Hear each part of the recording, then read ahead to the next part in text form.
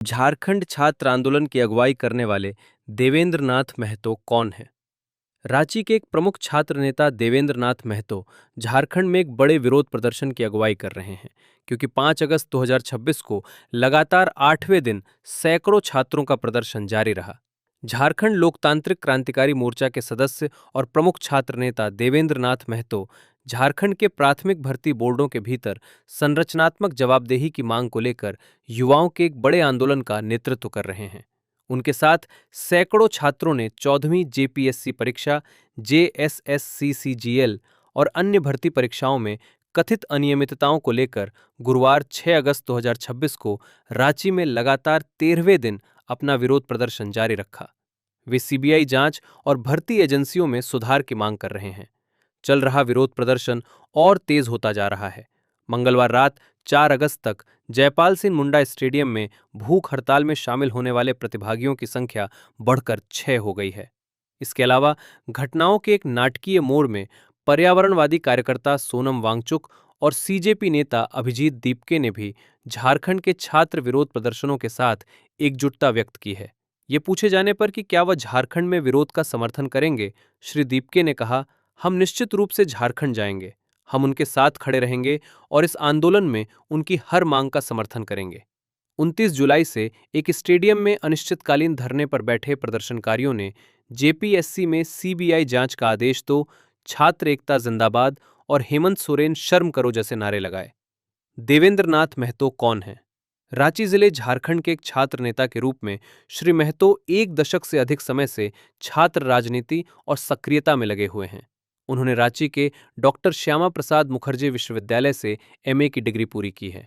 2024 में उन्होंने झारखंड लोकतांत्रिक क्रांतिकारी मोर्चा पार्टी का प्रतिनिधित्व करते हुए तमाड़ विधानसभा क्षेत्र से झारखंड विधानसभा चुनाव लड़ा, जिसमें उन्हें हार का सामना करना पड़ा।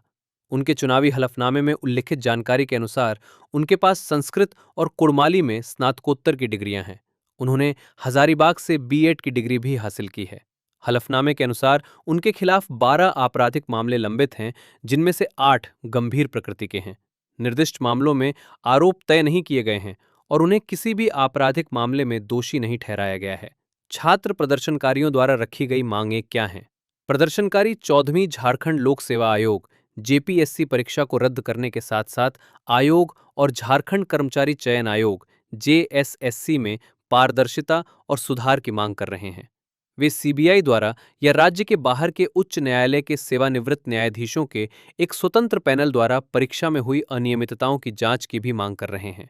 जेपीएससी जेएसएससी सुधार मंच के प्रवक्ता जीवन कुमार ने कहा कि हमारे 5 साथी, जिनमें 2 महिलाएं शामिल हैं, अपनी मांगों को मनवाने के लिए मंगलवार रात से भूख हड़ताल पर चले गए। उन्होंने कहा कि छात्रों की मांगों के समर्थन में तिरंगा मार्च निकालने का फैसला लेने के लिए जल्द ही कोर कमेटी की बैठक होगी। राजनीतिक प्रतिक्रियाएं। झारखंड के मुख्यमंत्री हेमंत सोरेन ने कहा कि भर्ती परीक्षाओं के प्रश्नपत्र लीक होने की खबरें केवल राज्य का मुद्दा नहीं है, बल्कि यह एक राष्ट्रीय चिंता का विषय है। उन्होंने छात्रों के सामने आने वाली चुनौतियों से निपटने के लिए अपनी सरकार की प्रतिबद्धता पर जोर दिया। मेरे युवा दोस्तों की चिंताएं हमारे लिए एक अत्यंत गंभीर मामला है।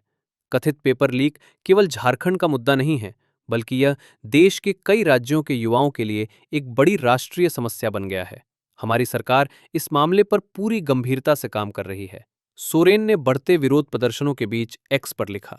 इस बीच झारखंड मुक्ति मोर्चा जेएमएम ने बुधवार 5 अगस्त को कहा कि वह जेपीएससी, जेएसएससीसीजीएल और अन्य प्रतियोगी परीक्षाओं में कथित अनियमितताओं को लेकर विरोध प्रदर्शन कर रहे अभ्यर्थियों के साथ खड़ा है।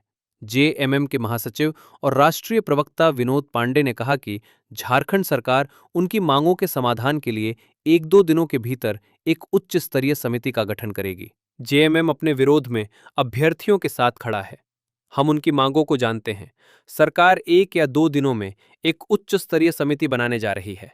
साक्ष्यों के आधार पर 2 से 3 दिनों में कड़ी कार्रवाई की जाने वाली है, श्री पांडे ने कहा।